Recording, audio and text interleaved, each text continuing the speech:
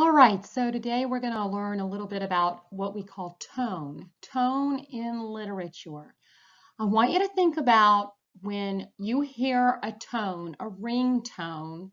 I want you to think about the fact that the ringtone on your phone was set by you, the owner of the phone. Just like the author sets a tone of anything he writes. A tone is something that is set by the author. It's the words he uses. It's the choices he makes for his words that let you know what his attitude is about the subject. When your phone rings, the tone that is heard is what your attitude was about the caller when you set up that tone of the phone with the person's name that is calling you. It shows what you think of that person that is calling you. You set the tone about the person calling you on your phone, just like an author sets the tone about his attitude about the subject that he or she is writing.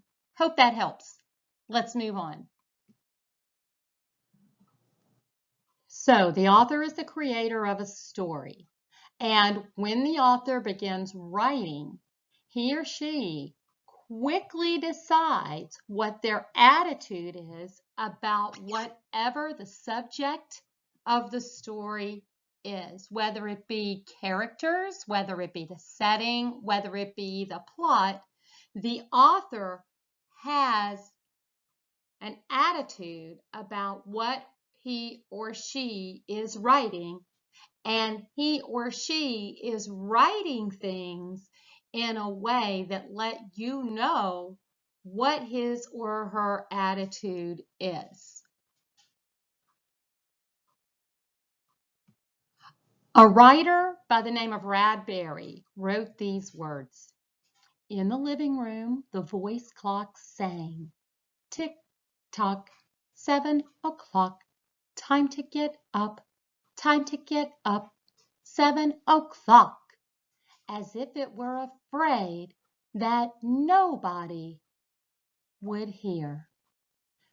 The tone of these words do not show very much emotion by the writer. He does use the verb sang, and he does use an exclamation point. We know that when someone writes an exclamation point, they are excited.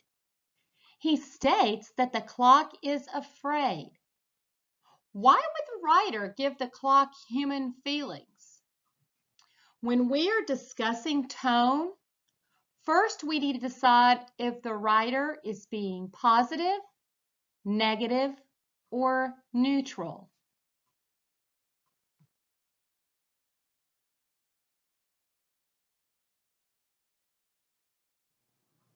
When the author used the words sang and afraid, he used an exclamation point and he gave the clock human traits. That's called personification, remember. He stated that the clock sang and that the clock was afraid. What do you think the author's attitude was about the clock? If you can answer that, you are identifying the tone of the passage.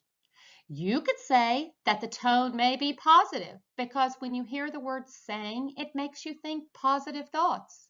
You could say the tone may be negative because when you hear the word afraid, it makes you think of negative thoughts. You may say the tone may be neutral because the author had both positive and negative words he used to state the status of the clock living in the living room.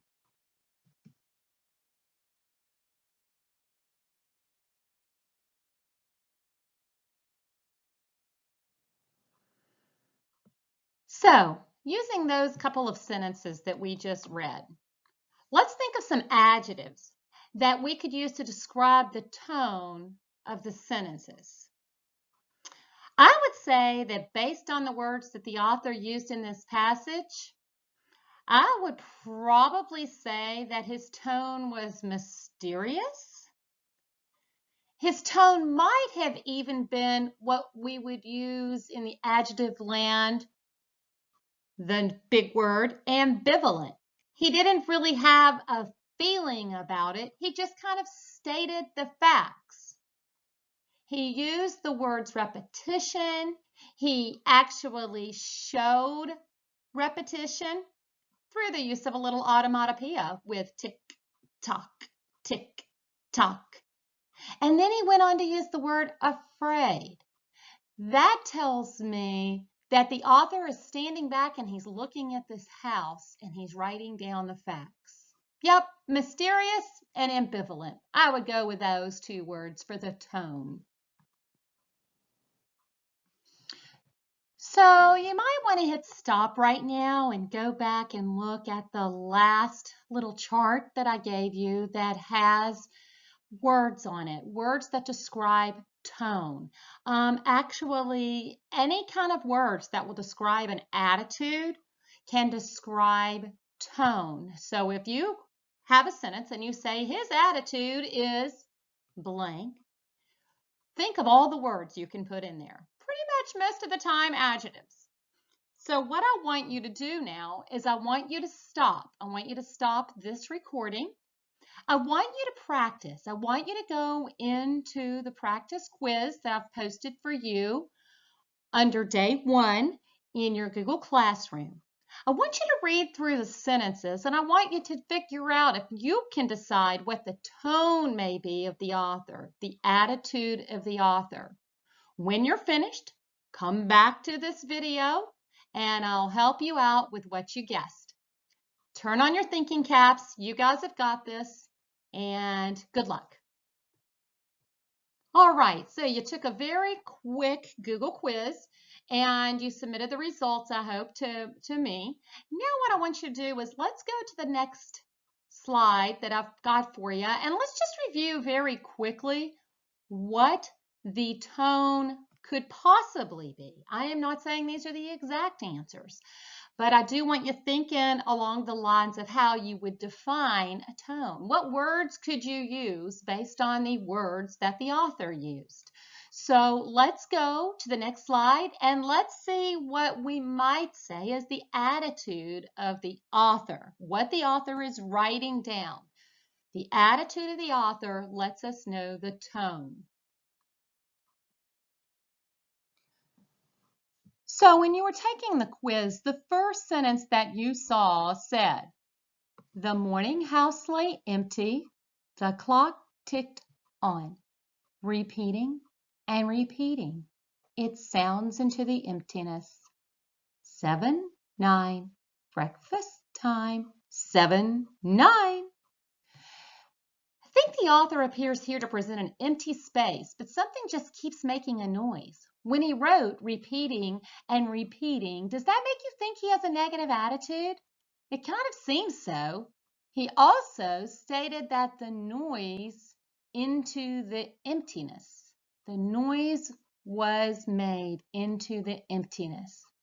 The negative attitude is pretty clear, and the author appears to be writing with a tone that is somewhat irritated. Irritated. Irritated would be a word that I would use for the author's tone in this sentence. He's a little annoyed that the clock is sounding.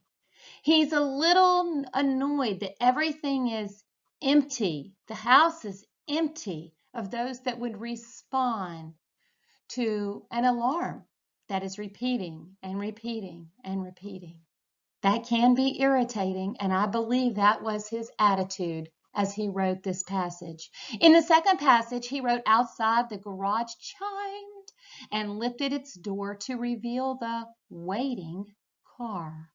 After a long wait, the door swung down again."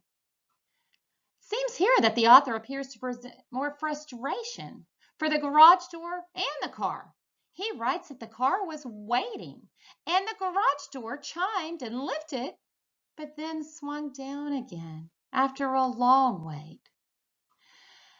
The author seems to be a little bit confused with his tone. He's giving us things that are scheduled to happen, And he's letting us know through his writing that the things are happening, but they're not. And that's a little bit confusing.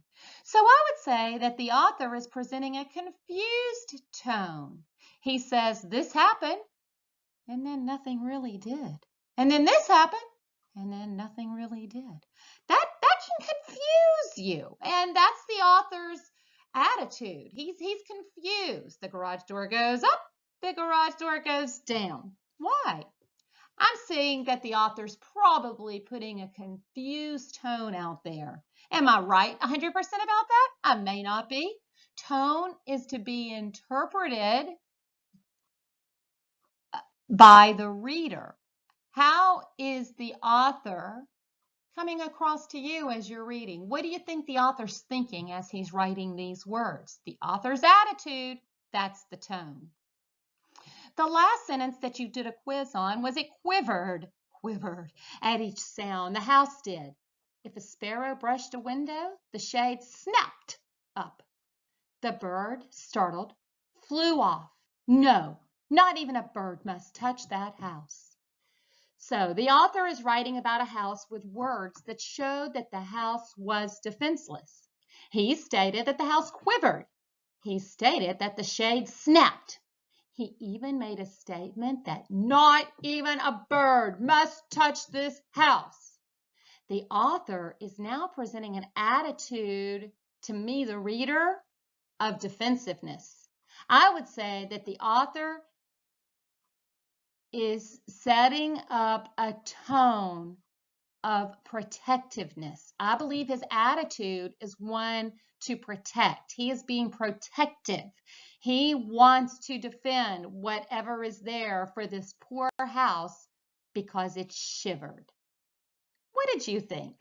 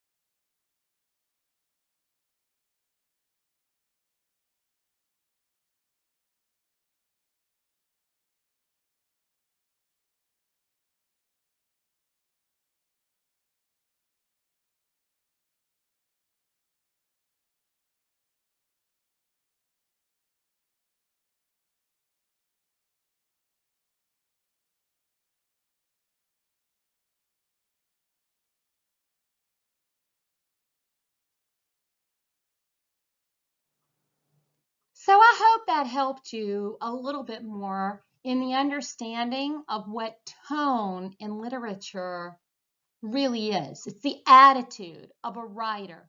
The words the author uses to share his or her attitude about the subject of his or her writing. Now, I want you to do something. This is strange, but I want you to take a break. I want you to get up, go give yourself 15 minutes, take a break, walk around, pick something up and read it and see if you can figure out what the author's attitude is about what you're reading. And then I want you to come back. The next video is going to help you understand mood. The goal today is to make sure you understand the difference between tone and mood. So give yourself a break and then come back and watch the video on mood.